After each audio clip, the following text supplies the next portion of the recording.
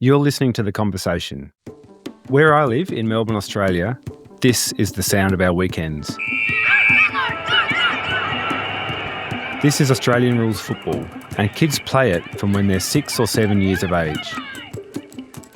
But a few weeks ago, it took a tragic turn. A much-loved Melbourne football player remains on life support this morning after a heartbreaking injury during a match. The 27-year-old was playing for Epping's reserves team in Laylaw on Saturday. The player has died in hospital after suffering catastrophic injuries in a free clash during a game in Melbourne's north.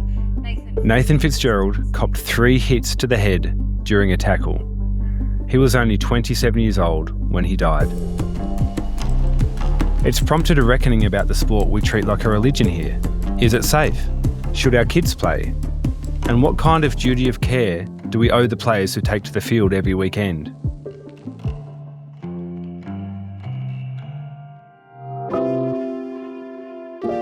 I'm Neil Seawang, sports editor at The Conversation, a news and analysis platform partnering journalists with academics.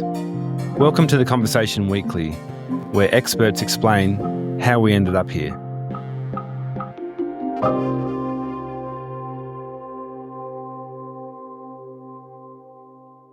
Alan Pearce, as a neuroscientist, you've been researching sports-related concussion for more than 2 decades.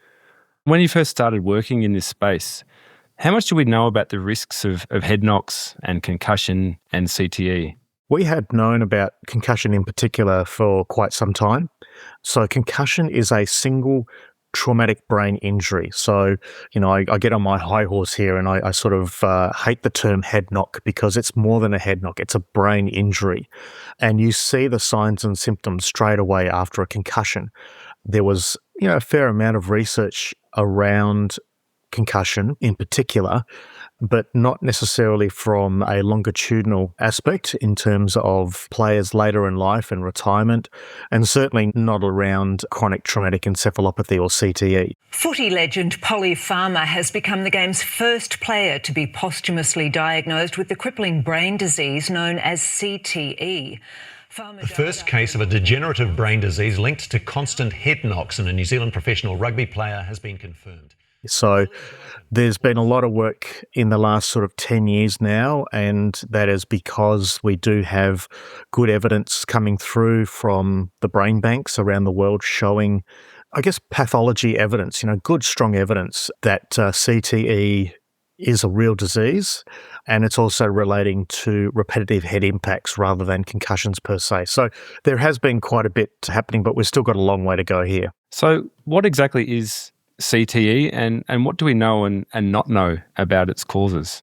CTE is what we call a neurodegenerative brain disease. Not unlike other dementias, but it certainly has very specific characteristics that differentiate it from other dementias like Alzheimer's or vascular dementia or frontotemporal dementia. And if we compare it to Alzheimer's, for example, where it starts in the deeper part of the brain, CTE is very specific around the outer part of the brain. And where it first starts is at what we call the valleys. So you have the lumpy, bumpy look of the brain, and it's sort of filled with hills and valleys. And at the very bottom of those valleys is where we start to see the early stages of CTE. And that is because what we see is a relationship to physical trauma. And so unlike other dementias or even diseases like motor neuron disease, where it can start spontaneously, it's age-related, it's, family-related as well, CTE is really very much starting because of physical trauma. And it's not just in old people. We see this in young people as well. So that's probably the biggest difference. So we find that players, athletes, military, unfortunately domestic violence, where the person has never been concussed but has received hundreds and thousands and in some cases tens of thousands of repeated impacts diagnosed with CTE, and then on the flip side, you have people who, have had 50 concussions in their career aren't diagnosed with CTE. So it's one of those things that we're still finding out, but the evidence is pointing towards repetitive head impacts. We've seen a slew of former AFL and rugby players come out recently about their experiences with brain injuries. From the age of probably 42, I was starting to deal with memory loss and stuff. When it impacts you through everything, your ability to work, your ability to sleep, got headaches every day. How would you describe your health now? It's pretty ordinary. My life's just crap. Look, I make joke of it. I try to be as happy and as positive as I can about it. But my independence is gone. Things I take for granted are gone. Were you surprised by that? I've been doing this research now for, nearly 2 decades, so I wasn't necessarily surprised to hear that because I've been hearing these stories now for a very long time, and it's probably only in the last sort of 5 or so years, maybe 10 at the very most, but more like, closer to 5, is that we do have more and more players now becoming public about their impairments, cognitive impairments, mental health issues, even some with movement disorders, who sort of came through with the evolution of professional sports. So this is where the players were starting to train full-time. There was much more input into sports science. They're getting stronger, fitter, more powerful, and so the game has really ramped up. And so for me to start seeing a lot of these players now starting to come through personally hasn't been surprising, but I can certainly appreciate from the wider public that they're sort of concerned about the number of players now coming forward publicly. So have our heads been in the sand with CTE and concussion? Concussion's something that everyone's been talking about. I suppose in some respects you've hit the nail on the head there with CTE, and that we have been keeping our heads in the sand, because I guess what has been happening is the fact that when we have announced a case of CTE, and in Australia the Brain Bank's been going since 2018. So when we've been announcing in rugby players, football players, a case of CTE, what has happened is that the discussion has been turned back into a concussion issue. So everyone has been assuming that CTE is related to concussion. So when we try and talk about CTE, the sports or people involved in sports say, we've got concussion protocols, we have mandatory stand downs for concussion, and we've got to try and explain that that is not the aspect of what we're worried about with CTE. CTE is a disease of repetitive subconcussive impacts. You don't have to show any signs or symptoms. It's just those repetitive hits that is leading towards CTE. So in some respects, there has been a lot of misinformation around that, and we're desperately trying to change that conversation back into the fact that CTE is related to repetitive subconcussive impacts. Is it inherently risky then to play these high contact sports like AFL and rugby? A lot of these sports do have, inherent risks, just like any other sports have inherent risks as well. I think what we need to be addressing is accepting those risks, but how do we actually modify and reduce the risk element of it? And so we can still enjoy the physicality of these games. I hope this is not taken the wrong way, but the occasional concussion may occur. But what we can do is actually reduce the exposure risk for CTE in particular. So things like reducing the amount of contact in training can be one way of reducing exposure. So children and young adolescents to about 14 years of age, if we modify these sports, and I want to really clear, we're modifying, we're not banning anything, but we're modifying these sports to non-contact versions. So in rugby, it could be touch rugby. In Australian rules football, they call it AFL 9s, where there's much more of a running and flowing element to it than the collision aspect. And so we can reduce the risk of CTE quite significantly if we take out the first 6 to 8 years of a child playing these sports without contact.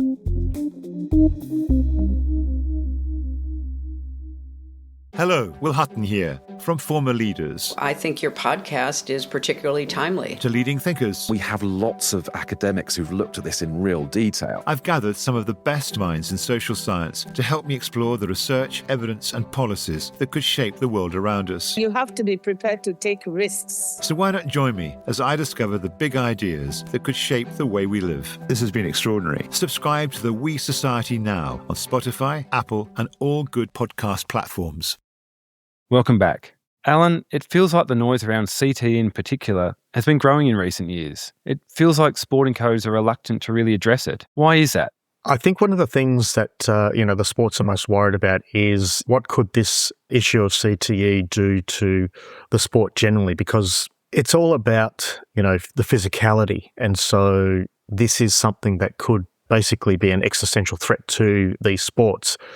The best they can do at the moment is address concussion because it's something that is potentially solvable through better rules, policies, mandatory stand-downs, things like that. But it's really hard to address something like CTE when you can't necessarily pick it up because there's no obvious signs or symptoms, right? So I think one of the things that we've got to be kind of aware of is allowing people to understand what those risks are. We've known about the risks of boxing since 1928 in the modern era of science, I suppose you could say. And boxing is more popular than ever in certain respects, and there's huge prize money and people are still doing it on a recreational basis. So I don't think it necessarily means that these sports are going to end. If anything, if people know what they're going to get into and we're doing what we can to try and reduce the risk for children and adolescents, I don't think there'll be any threat to sports at all. Increasingly, we're seeing players, both amateur and professional, wearing helmets on the footy field. Do they work? Short answer is no. No, they have no effect at all. And it's a question I get asked a lot. It's a bit counterintuitive for people to understand that helmets don't protect against concussion because, they sit over the top and they're protecting your head. But what people don't understand is that helmets can protect the skull from fractures and lacerations, but it doesn't stop the brain tissue from moving. People have to understand that brain tissue is like silk and tofu inside your brain. It's not what you will find at a butcher's or when, the brain bank do the work on analysing the brain. What has to happen first is you have to fix the brain, and so it becomes almost a solid tissue. Whereas a non-fixed brain, it's very delicate and it doesn't take much to move the tissue, which means that you'll be stretching and shearing the brain cells, and that's kind of what we're concerned about. And so helmets, while they can protect the skull bone, the force is still going through to the brain tissue. Even with concussion, you don't need to be directly hit to the head to be concussed. You can be hit in the shoulder and the force comes through to the brain and moves the brain tissue. So helmets have absolutely no effect when someone gets a heavy bump, for example. Do you think there are any answers in technology? We've seen inventions like mouth guards with impact sensors. Do we have any idea how useful they are? The sensors that we find in helmets and, the mouth guards as well are really there for surveillance. So they're not necessarily there to protect against, harm for the brain. Rather, they're more there to, give some information on what load is going through potentially to the brain, but certainly the head during matches and during training. So while they can't be used in a preventative fashion, what they can do is they have value in providing information that player A has taken 200 G's worth of force this week. Let's, rest him or her, get them just to do some light training and use it in that sense rather than, they took a 80 G hit, are they concussed or are they not concussed? Because there's just no correlation to that. Some players will be concussed on 15 or 20 Gs and then another player can keep running on after a 60 G hit. So, that's where we have to be using the technology appropriately and responsibly. So if not that, what will work? What's the solution here? The solution is not necessarily glamorous.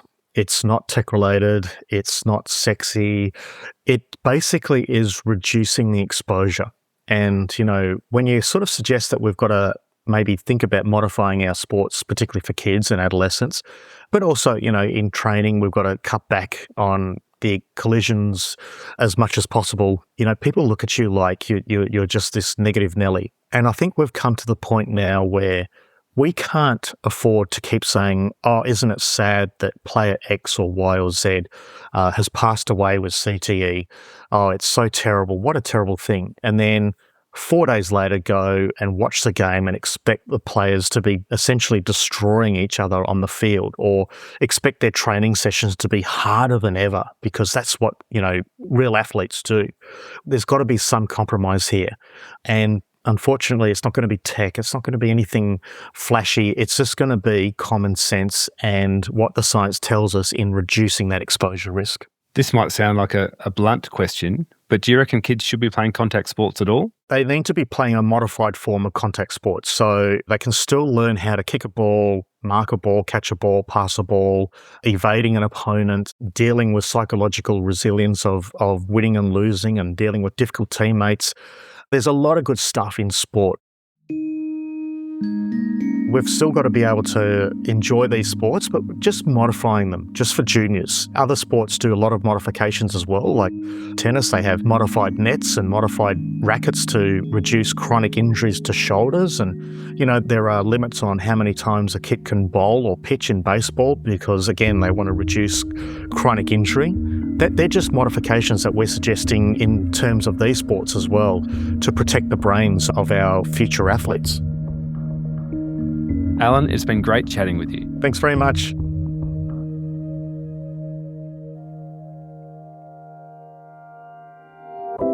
That's it for this week's episode of The Conversation Weekly.